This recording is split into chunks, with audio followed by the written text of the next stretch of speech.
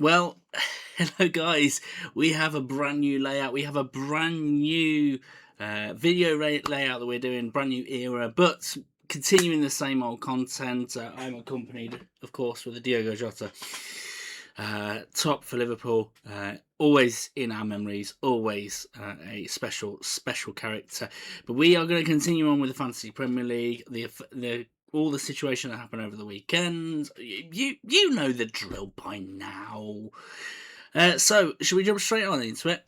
We've got the results of the Saturday matches right in front of us. We started off with a 2-0 win for Chelsea over Everton. Fairly measured and accomplished performances actually on the Saturday afternoon, both for Chelsea and also for Liverpool. A lot more control, and as a Liverpool fan, I'm gonna talk about it, I'm sure, in the upcoming matches. And yeah, that's certainly going to be a part to play. And then we came on to Burnley versus Fulham. Quite a match, incredible match actually. Fulham, the victors, and once again, Harry Wilson is doing bits in the Premier League right now, and it's great to see. And are Fulham starting to become a more exciting team all of a sudden? Who knows? Who knows? Then we had Arsenal versus Wolves. It's Arsenal 2, Wolves 1. Do you know that Wolves scored all 3 goals? 2 own goals for them. And Wolves, I've got to say, they weren't that bad. And I suppose there's going to be a bit of a conundrum here. Conundrum in terms of the Arsenal side of things and a conundrum in terms of the Wolves side of things. Have Wolves turned a corner, or are Arsenal starting to stutter a little bit? I don't know. It's a fascinating situation. But that was the Saturday fixtures. Then we moved on to Sunday, and we had 5 matches going on. Crystal Palace versus Manchester City. Manchester City, comfortable winners. Maybe just starting to get into gear, which is always fascinating for the Premier League, especially when they're not the ones in the lead at the moment. They are the chasers. Nottingham Forest, surprising 3-0 win over Tottenham Hotspur. A little bit concerning for Thomas Frank, if I'm being honest. Then we had Sunderland beating Newcastle in the Weir Tyne derby. Got to make sure you get it the right way around. In the Northern Rough and Ready derby, really good result for Sunderland. That is definitely going to be a talking point when we start previewing the next weekend's matches. Aston Villa coming from behind to beat West Ham. Really good result for Aston Villa, so always a good result for them, but a good show for West Ham as well. And then we finished off Sunday with kind of a boring 1-1 between Brentford and Leeds. Good goal from Jordan Henderson, and nice to see him do a tribute to Diogo Jota. And when it came to Leeds United, Dominic Calvert-Lewin, once again, performing well, performing admirably. And then finally we had Monday, and the craziest game I have ever seen, probably since last week, to be quite honest, which was Man United 4, Bournemouth 4. I have so many things to say. On the positive, great to see both of them scoring. On the negative, what the hell was going on with their defences? Didn't make any sense whatsoever. So how did that affect our points? How did it affect everything going on for our team? Well, we got 75 points. That was really good. Honestly, a really good points tally. I'm really satisfied with that. A couple of my leagues, it went really well for as well. And I've got 75 points despite the fact that I got 0 points for every single one of my defenders. Truffer conceded 4. Cash conceded 2. Pedro Porro conceded 3. Even Kelleher conceded 1.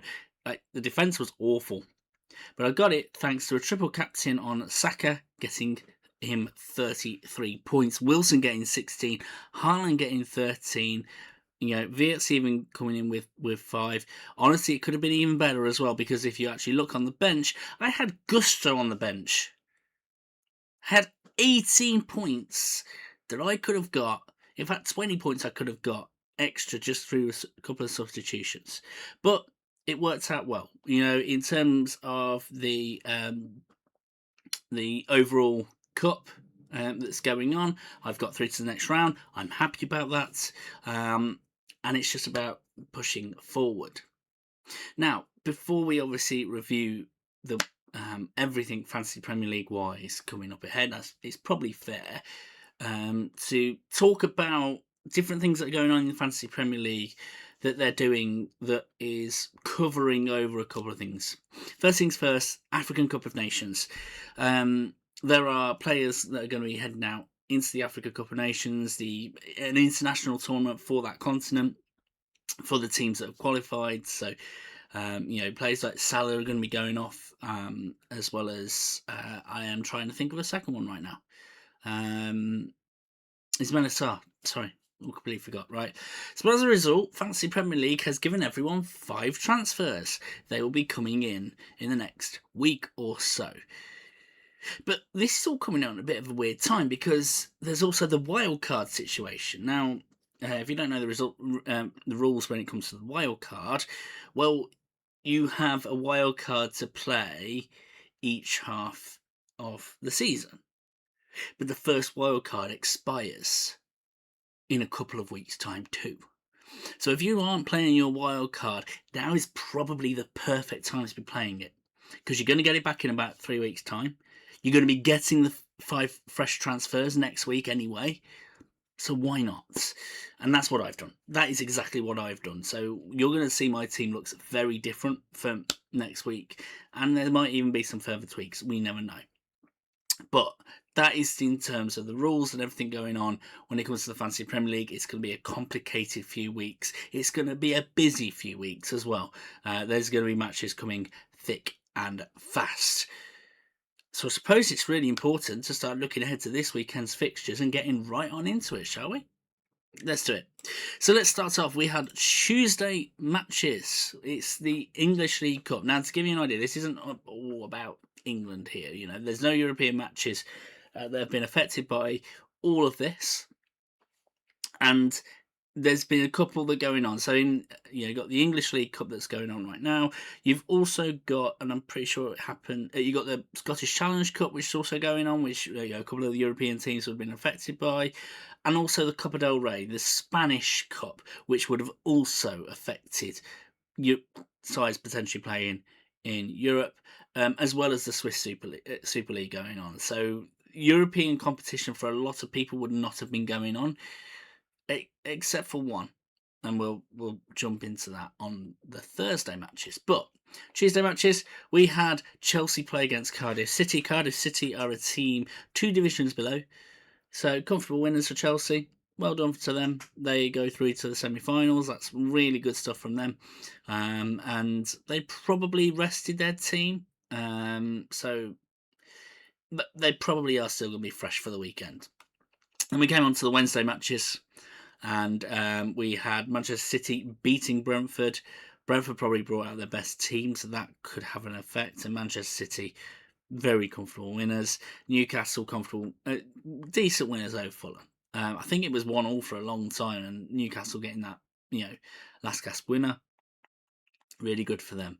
And as of recording right now, we have European matches going on for the UEFA Conference League. Now, for England, it only affects one team, which is Crystal Palace, that you can see here. They will be playing against a team called KUPS. I had no idea who KUPS are. They are a Finnish team. We have a couple in our community that are actually Finnish, which is great. People from Finland coming over to London right now to play against Crystal Palace in South London. It is a team based in Kuopio. I hope I'm saying it right, Kuopio. I'm sure someone will say I'm saying it wrong. Currently about to kick off in the next 15 minutes as of recording right now. So we have no idea what's going to happen here, but it's going to be likely that Crystal Palace are going to play a bit of a second fiddle team to ensure they've still got the players that they need for the weekend. And that's not like a disrespect to Kuopio. But more down to the fact of with the Africa Cup of Nations, with injuries, they're actually losing a couple of players right now. So Crystal Palace probably are like, we need fit players for the weekend when it really, really does matter. So that is where we currently are. So should we then consider the weekend's fixtures? I think we should. I don't think there's a Friday match going on. No, there's stuff going on outside, of course, and we may be considering in the future. But let's start off with the Saturday. We've got a bumper crop of matches on the Saturday. We start off with a 12:30 banger. Chelsea travelling all the way up to Newcastle for the 12:30 match. Now, Chelsea doing decently. I know there's some Maresca stuff where he's made comments that potentially means that he doesn't like the owners, but they're in decent run form. And Newcastle are struggling. It's always embarrassing to lose to your rivals, so they're going to be smarting a little bit. But I'm going to give this one to Newcastle. Reason being is travel more than anything else. Chelsea, so London and Newcastle are very far away from each other. In England terms, let's say you're talking 4, 5, 6 hours of travel. So they're probably going to do it the night before, most likely, which means their schedules are going to be out of whack, out of joint, and they've just come out of a kind of a challenging 3-1 win over Cardiff. I think there's going to be a little bit of tiredness, and I think Newcastle will have the edge. Who do I think is going to have the edge? I think Voldemort is going to get 2, if I'm being honest, and I'm not entirely convinced Chelsea are going to get goals. Voldemort definitely, he's going to be smart enough to scoring the own goal last weekend. I think he's got a chance of doing it. So 2-0, Newcastle over Chelsea. I think that's a solid result for them. And yeah, that's what I'm going to go for. Bournemouth over Burnley. So Bournemouth conceded 4. Burnley conceded 3. And Burnley especially are meant to be a defensive team. Considering everything, they're probably both now focusing on defence a lot. And I do think this is going to end up being a 0-0, a 1-0. And based on the attacking threat, I'm more confident in Bournemouth scoring that goal than Burnley. So, yeah, 1-0 to Bournemouth. I think after everything, Burnley won't feel too bad about that because they've gone from conceding 3 to conceding 1. And Bournemouth getting that clean sheet after conceding 4. Quite wild, but yeah, I think that's what's going to happen. Then we come to Brighton Hove Albion versus Sunderland. And these, do you know what? Brighton and Sunderland feel like the two teams that have been quiet. So one's been quietly overachieving, one of them has not been so quiet in its overachieving. But I really do want to talk about Sunderland. I've got family that can vouch for this. I know we didn't start the Fantasy Premier League until a few weekends in, but I had been hyping Sunderland before the season started for the Fantasy Premier League, and Isidore has done wonders for me in getting goals. So that confidence was justified. But even I didn't think it would be this good. Ballard, incredible defender. Reeves, that goalkeeper, can do no wrong. Granit Xhaka has been not just signing the season, I'd say he's been player of the season in how he's brought that team up. And then the players bringing in goals. Brobby, Isidore being 2 examples. Really, really good performances from them. And it's so refreshing to see after 2 years that the 3 teams over the past... The 6 teams over the past 2 years, 3 each year, right, have been awful, right? They went up, they went straight back down, whether that be Luton, whether that be Burnley, I think it was Leeds as well, whether that be Ipswich, whether that be Southampton, who else was it? Leicester, right? They were awful. awful over the past couple of years. So it's just so refreshing to see a team in Sunderland that they didn't even have an easy time getting into the Premier League, but they got there. And they're here to stay.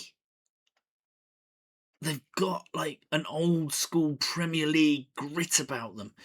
Almost like something it's almost like a phrase that used to be used called Barclays, man. Barclays used to be one of the sponsors of the Premier League back in the day, the main sponsor, let's say. And it was a time when the Premier League was a bit rough and ready, weren't afraid to get stuck in, and you had the term Barclays men, and Sunderland play like a Barclays team, if that makes sense. Not afraid to get stuck in. I'm really, really impressed with them. I do think they're going to struggle against Brighton Hove Albion because whilst their home form has been exemplary, almost perfect, their away form hasn't been as much. They've got the odd draw, but they have struggled away. So I do think Brighton will get a win here. I think it's going to be tight again. I think maybe like a Welbeck sort of goal. I don't know. That's just how it is. Manchester City versus West Ham. Look, West Ham are improving, but it is Manchester City, and Manchester City are in gear. Phil Foden, Haaland, Ryan Cherky, absolutely incredible right now, and I think it's going to be a comfortable win for them again. So yeah, unfortunately for West Ham, it's just the wrong team at the wrong time. Then we move on to Wolverhampton Wanderers versus Brentford. Now a question, and it will come the other side as well when it comes to Arsenal. Are Wolverhampton Wanderers looking better? Are they improving? I think defensively, yes. But I don't think they've got the goal scorers in them, which is crazy. They had a player called Morgan Strand Larsen from Norway last year, still playing for them, and he was scoring no problem last year and for some reason struggling this year. And they are coming against Caoimhe Kelleher. If Wolverhampton Wanderers are to get a win, this is or a draw or a point or anything to prove that they are not the worst team in Premier League history, this is the time to do it. But unfortunately, they're playing against a team that's got Jordan Henderson that is doing brilliantly, Caoimhe Kelleher, always top tier goalkeeper, and Igor Thiago, who feels like he's hurting every time he doesn't score a goal. Now, Thiago does have a knock, and I think it all depends on whether Thiago plays or not.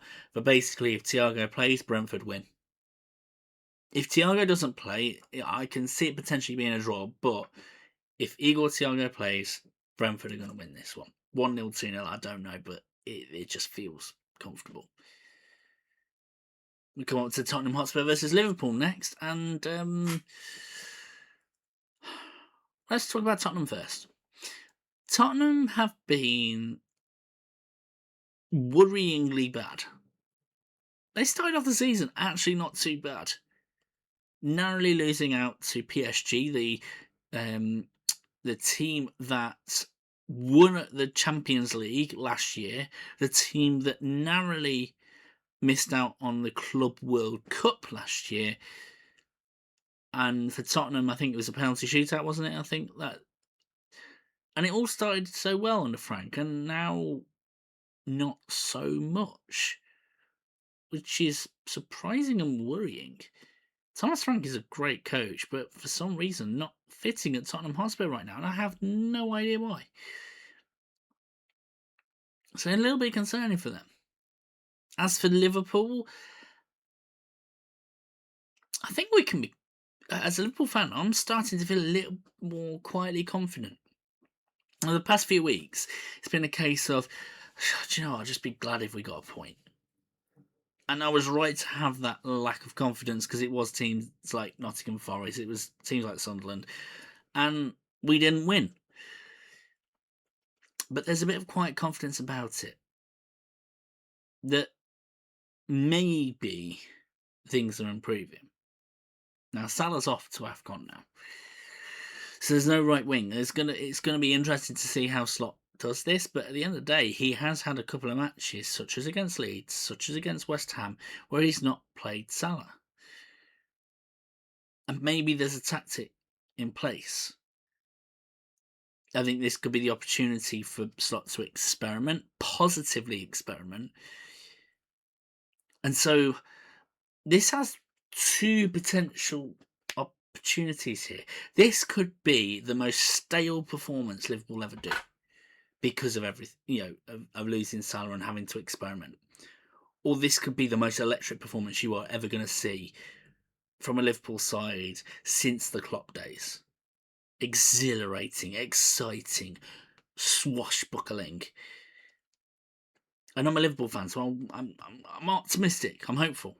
So let's start 2-0. I'm actually a bit more confident than that, but let's go 2-0. Goals, hard to argue against Ekatike. And cheeky Szoboszlai? I don't know. I just get that feeling. The only problem is that Richarlison does play for Tottenham and he does hate Liverpool, so maybe he'll come good. But yeah, I think Liverpool will score 2. I think they'll get the win. Everton versus Arsenal now. So Arsenal over the past few matches have been getting over the line, but it's been a bit poor. They got a draw against Sunderland, which fair play to them. So did Liverpool. Yes, Manchester City beat them, but Arsenal did get that. And they deserve a huge amount of credit for it. But I don't know, it just feels like this is the biggest test for Arsenal. I'm not sure, because we've not really seen it before, whether they can be successful in this test. Manchester City are getting closer to them, and I do think Arsenal, it's one of those. We're now getting into the territory where Arsenal need to win, not just a nice to have. And it's whether Arsenal can do that. Against Everton at home as well. Oof. Everton just beat Nottingham Forest 3-0 a couple of weeks ago at their home ground. Everton, the Hill Dickinson Stadium, that home ground is starting to look rocking.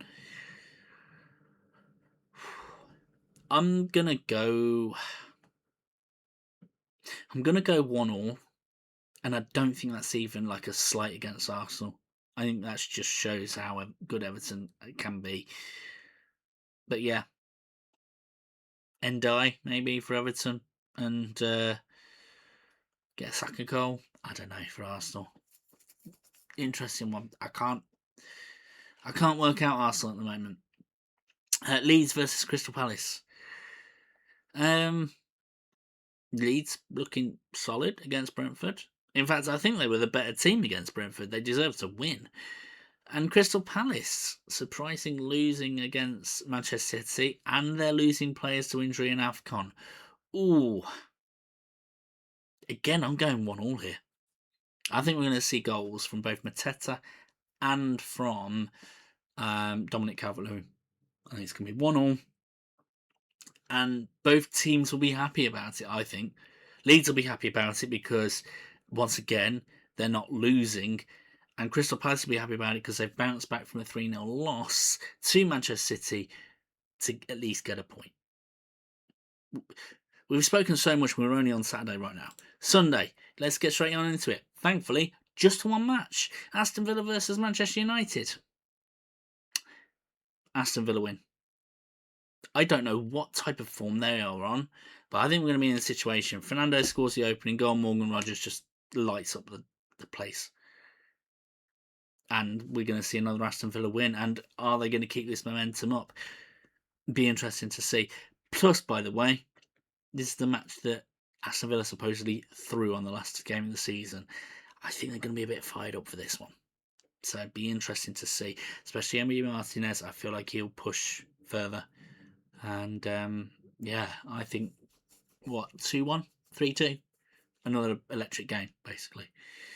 And then moving on to the Monday, we have Fulham versus Nottingham Forest. Nottingham Forest doing well, Fulham doing well. Something's got to give here. And I think it's going to be a draw, 2-2. Wilson's been amazing. Callum Hudson-Odoi has been amazing. I think they're going to potentially cancel each other out. I really do. And I think it'll give me another potentially exciting match. And then I think that's it in terms of the matches. Finishing off on the Monday. So how are we setting up our team with everything going on? Well, I've already been doing my transfers because of that wild card. So my team looks very different. And here is where we are at. We're putting trust in Fulham for some reason. We're putting trust in Liverpool for some reason. We're putting trust in Manchester City for some reason.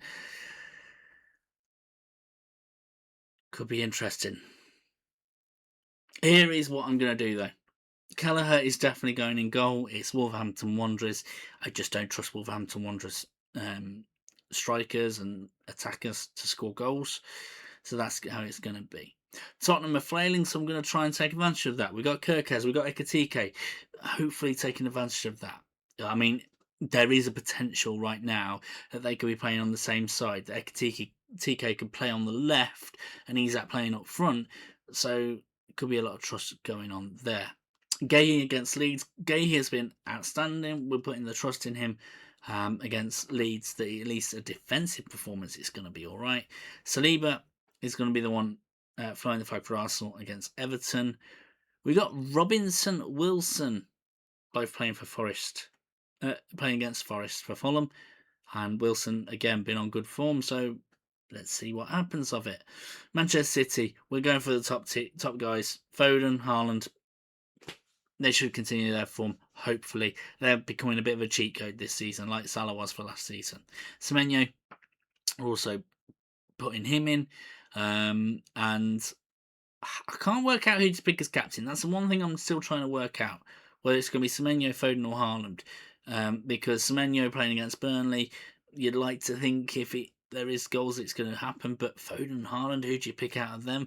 Maybe a captain Foden. I don't know. I really cannot figure it out. In fact, I'm just going to pick Foden as captain right now. Just get it done. And go from there. And then Thiago. If he plays against Wolves, I think he'll be amazing. We do have Smith Rowe, Reinders, and Maatson on the bench. We also have Roofs on the bench. That is how things are going to be. So, what are you guys going to do? What are your thoughts on the team that I'm picking?